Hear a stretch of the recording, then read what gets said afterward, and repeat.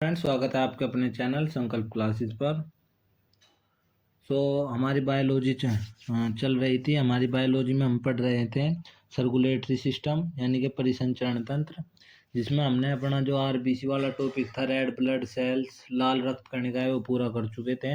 उसके बाद आज हम पढ़ने वाले हैं डब्ल्यूबीसी यानी कि वाइट ब्लड सेल्स यानी कि श्वेत रक्त कणिकाएं।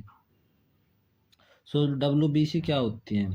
डब्ल्यूबीसी आपको पता ही है कि श्वेत रक्त कणिकाएं हमारे ब्लड में पाई जाती है। हमारे ब्लड में 3 टाइप की सेल्स होती है, आरबीसी, डब्ल्यूबीसी और प्लेटलेट्स, जिसमें हम आरबीसी के बारे में हम इससे पहली वीडियो में पढ़ चुके हैं। उसके बाद अब आज हम पढ़ेंगे डब्ल्यूबीसी के बारे में कि डब्ल्यूबीसी होती क्या है, हमारी बॉडी में क्या काम होता है, इसका कैसे होता है। ठीक है, तो डब्ल्यूबीसी का इम्पोर्टेंट है। डब्ल्यूबीसी का जो साइंटिफिक नेम होता है उसको वो होता है ल्यूकोसाइट्स।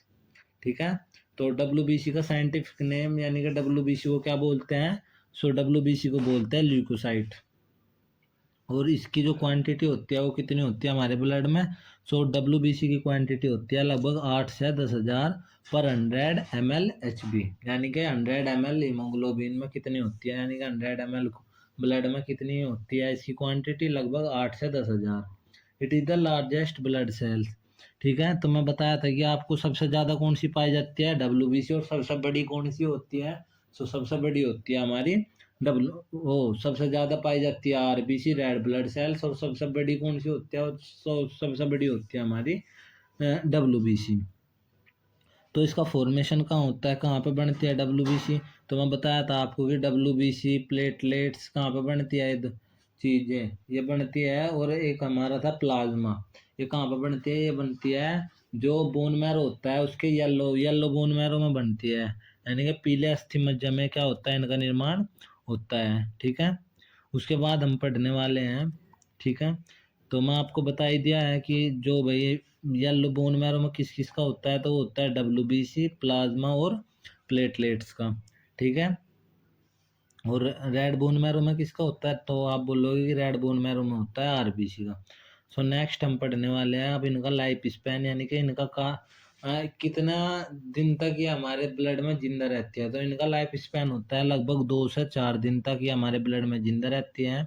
और डेथ इनकी कहाँ पे होती है? तो इनकी डेथ कहाँ पे हो जाती है? इनकी डेथ ब्लड में ही हो जाती है। और इनकी शेप कैसी होती है? तो इनकी शेप कोई फिक्स शेप नहीं होती, तो कोई भी फिक्स शेप ये नहीं होती।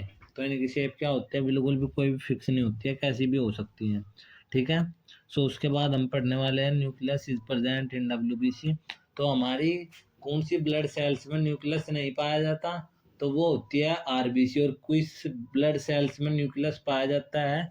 तो वो होती है कौन क्या? डब्ल्यूबीसी, यानी कि वाइट ब्लड सेल्स में क्या होता है? न्यूक्लियस पाया जाता है।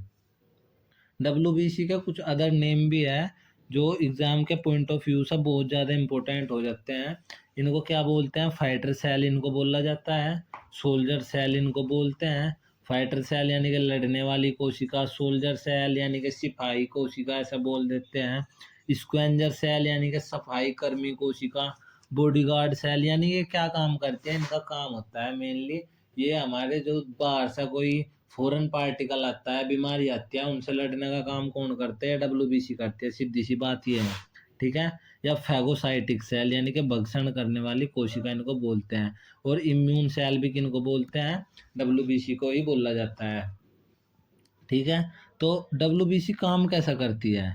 ठीक ठीक है, तो फंक्शन क्या आता है? It provide immunity power of human body. तो ये क्या काम करती है? ये फंक्शन होता है इनका, मेन फंक्शन की है इम्यूनिटी देती है। किसको? इम्यूनिटी पावर देती है ह्यूमन बॉडी को, यानी कि रोगों से लड़ने की क्षमता प्रदान करती है। ठीक है, कौन? श्वेत रक्त कणिका है, डब्ल्यूबीसी। ठीक है, अब इसके बारे में थोड़ा पढ़ेंगे कि ये कैसा काम करती हैं। हम मान लेते हैं यार डब्ल्यूबीसी है, इसके अंदर क्या है? न्यूक्लियस है। ठीक है, तो अगर कोई बाहर से बैक्टीरिया या कोई वायरस आता है हमारी बॉडी में, तो ये क्या करती है? ये उसको अपने अंदर ले लेती है। ठीक है ना, तो डब्ल्यूबीसी क्या कर देती है? उसको अपने अंदर ले गए और उसको क्या कर देती है? मार देती है। ठीक है, तो इस प्रोसेस को क्या बोलते हैं? इस प्रोसेस को बोलते हैं फैगोसाइटोसिस, यानी कि भक्षण करना। तो इसको क्या बोलते हैं? इस प्रोसेस को बोलते हैं फैगोसाइटोसिस या भक्षण करना। इसको क्या कहते हैं? नेक्स्ट क्या पढ़ेंगे हम तो टाइप्स ऑफ डब्ल्यूबीसी पढ़ेंगे। क्या पढ़ेंगे? टाइप्स ऑफ डब्ल्यूबीसी, यानी कि डब्ल्यूबीसी के अलग अलग टाइप्स होते हैं, कौन कौन से टाइप्स होते हैं डब्ल्यूबीसी के। ठीक है, तो डब्ल्यूबीसी के दो टाइप होते हैं, कौन कौन से? एक होते हैं ग्रैन्युलोसाइट्स, एक होती है एग्रैन्युलोसाइट्स। यानी कि एक होती है कणिका में डब्ल्यूबीसी, यानी कि ऐसी डब्ल्यूबीसी जिसके ऊपर छोटे छोटे छोटे छोटे क्या होता है? ग्रैन्यूल होता है, कण होते हैं, उनको बोलते हैं ग्रैन्युलोसाइट्स। और जिनके ऊपर जो बिल्कुल प्लेन होती है उनको क्या बोलते हैं? जिनके ऊपर कोई भी कण नहीं होते उनको बोलते हैं एग्रैन्युलोसाइट्स या अकणिका में श्वेत रक्त कणिकाएं। ठीक है, तो अब क्या होता है? तो ग्रेन्युलोसाइट्स ऐसी डब्ल्यूबीसी जिनके सरफेस एरिया पर छोटे छोटे क्या पाए जाते हैं? कण पाए जाते हैं, ग्रेन्युलोसाइट्स कहते हैं। और जिनके ऊपर कण नहीं पाए जाते हैं उसको बोलते हैं एग्रेन्युलोसाइट्स। अब ग्रेन्युलोसाइट्स और एग्रेन्युलोसाइट्स के भी टाइप्स होते हैं, तो वे क्या होते हैं? तो ग्रेन्युलोसाइट्स और एग्रेन्युलोसाइट्स, ग्रेन्युलोसाइट्स के भी तीन टाइप होते हैं, तीन टाइप्स की ग्रेन्युलोसाइट्स होती है। एग्रेन्युलोसाइट्स की दो टाइप होते हैं। ठीक है, तो ग्रेन्युलोसाइट्स में कौन कौन सी होती है? तो नंबर एक पर आती है इसेंसिफिल्स, दूसरी होती है न्यूट्रोफिल्स, तीसरी होती है बेसोफिल्स।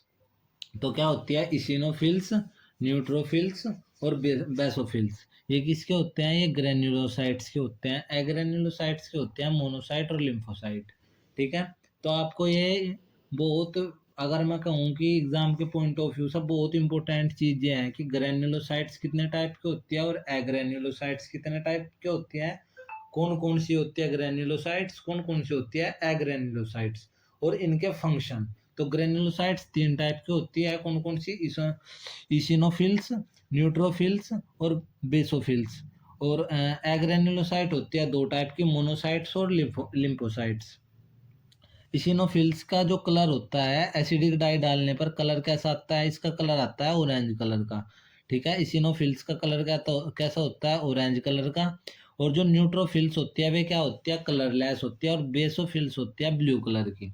ठीक है, अब हम इनके फंक्शन पढ़ेंगे। ठीक है, या और इनके बारे में पढ़ेंगे अब थोड़ा बहुत, तो चलो देखते हैं। तो इनके बारे में क्या पढ़ेंगे? तो minimum WBC in human blood. तो ह्यूमन ब्लड में सबसे ज्यादा डब्ल्यूबीसी कौन सी पाई जाती है? तो ह्यूमन ब्लड में सबसे ज्यादा डब्ल्यूबीसी पाई जाती है न्यूट्रोफिल्स।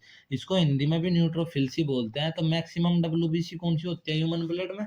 तो वे होती है न्यूट्रोफिल्स। अप्रोक्स कितनी होती है? 60 से 65% क्या होती है? न्यूट्रोफिल्स होती है। इनके फंक्शन अब आगे पढ़ेंगे। और मिनिमम डब्ल्यूबीसी कौन सी होती है? तो मिनिमम डब्ल्यूबीसी होती है बेसोफिल्स। तो ये इंपॉर्टेंट चीज है कि मैक्सिमम डब्ल्यूबीसी कौन सी होती है? तो वो होती है ह्यूमन ब्लड में न्यूट्रोफिल्स। और मिनिमम कौन सी होती है? बेसोफिल्स। वे होती है लगभग 0.1 से 0.5% के बीच। ठीक है, और लार्जेस्ट डब्ल्यूबीसी यानी कि सबसे बड़ी डब्ल्यूबीसी कौन सी होती है और सबसे छोटी डब्ल्यूबीसी? तो लार्जेस्ट डब्ल्यूबीसी कौन सी होती है? मोनोसाइट। और सबसे छोटी यानी कि स्मॉलेस्ट डब्ल्यूबीसी होती है वो होती है लिम्फोसाइट्स। ठीक है, आई बात समझ? तो मैक्सिमम डब्ल्यूबीसी न्यूट्रोफिल्स, यानी कि मैक्सिमम सबसे ज्यादा डब्ल्यूबीसी क्या होते हैं ह्यूमन ब्लड में? तो वो होते हैं न्यूट्रोफिल्स। सबसे कम क्या होती है? तो वो होती है ह्यूमन ब्लड में बेसोफिल्स। ठीक है, लार्जेस्ट डब्ल्यूबीसी कौन सी होती है? तो वो होती है मोनोसाइट। और स्मॉलेस्ट डब्ल्यूबीसी होती है वो होती है लिम्फोसाइट। ठीक है, ये होती है लगभग 6 से 8% में, होती है 20 से 25% में। उसके बाद नेक्स्ट पढ़ेंगे अब हम, तो अब इनके फंक्शन पढ़ेंगे। ठीक है, तो इनके फंक्शन क्या है? तो अब हम इनके फंक्शन पढ़ते हैं। तो इनके फंक्शन क्या है? सबसे पहले हम पढ़ेंगे न्यूट्रोफिल्स के बारे में। ठीक है, तो न्यूट्रोफिल्स क्या है? जो हमारी ब्लड में सबसे ज़्यादा होती है ना डब्ल्यूबीसी, उसको बोलते हैं न्यूट्रोफिल्स। तो इनको क्या बोलते हैं? जो न्यूट्रोफिल्स होती हैं ये क्या होती है? भक्षण करने वाली कोशिकाएं होती हैं न्यूट्रोफिल्स। ठीक है, कैसी का होती है? कलरलेस होती है। कलर कैसा होता है? तो आप बोलोगे कि कलरलेस होती है। फंक्शन क्या होता है? जो जीवाणु जनित रोग होते हैं यानी कि बैक्टीरिया होता है उनका भक्षण करने वाली कोशिका होती है, वे होती है क्या? न्यूट्रोफिल्स। तो न्यूट्रोफिल्स का काम क्या है? कि न्यूट्रोफिल्स का काम है कि जो भी हमारे बॉडी में बैक्टीरिया या वायरस आएगा उनका लड़ने का काम कौन करेगी? तो वो करेगी न्यूट्रोफिल्स। वैन न्यूट्रोफिल्स किसी रीजन से अपना काम नहीं करती, देन उसका काम कौन करती है? उसका काम करती है मोनोसाइट। ठीक है, अगर आप ऐसे समझो कि न्यूट्रोफिल्स किसी भी तरीके से न्यूट्रोफिल्स ने अगर अपना काम नहीं किया तो उसका काम कौन करेगी, तो उसका काम करेगी मोनोसाइट। तो मोनोसाइट क्या है, तो आप बोलोगे कि भैया मोनोसाइट क्या है, एग्रेन्युलोसाइट्स WBC है। जो जो दो टाइप के होते हैं, मोनोसाइट और लिम्फोसाइट। तो उसमें क्या होती है, मोनोसाइट और न्यूट्रोफिल्स दोनों के क्या है, सेम फंक्शन होते हैं। उसके बाद आते हैं हम बेसोफिल्स पे। तो बेसोफिल्स आप सोचोगे कि बेसोफिल्स इतनी कम है क्यों। बेसोफिल्स कैसे कलर की होती है, ब्लू कलर की होती है। तो इतनी कम क्यों है, क्या इसका फंक्शन अगर आप समझोगे तो आप फिर समझ जाओगे कि ये इतनी कम है क्यों। ठीक है। सो बेसोफिल्स क्या बनाती है, बेसोफिल्स हमारे का फंक्शन होता है, ये एंटी ब्लड क्लोटिंग एजेंट बनाती है। ठीक है। तो बेसोफिल्स क्या बनाती है, यानी कि एंटी ब्लड क्लोटिंग एजेंट का मतलब है कि ये ऐसा एजेंट बनाती है जो हमारे ब्लड को क्लोटिंग नहीं होने देता। ठीक है, यानी कि ब्लड का मतलब रक्त का थक्का नहीं जमने देता, उसको बोलते हैं हिपेरिन। तो अगर आपको उससे पूछ भी ले एग्जाम में कि ऐसा कौन सा एजेंट है या कौन सी सेल्स है वो एजेंट बनाती है, तो बेसोफिल्स बनाती है। और है क्या वो, जो हमारे रक्त को नहीं जमने देता, तो वो होता है हिपेरिन। ठीक है।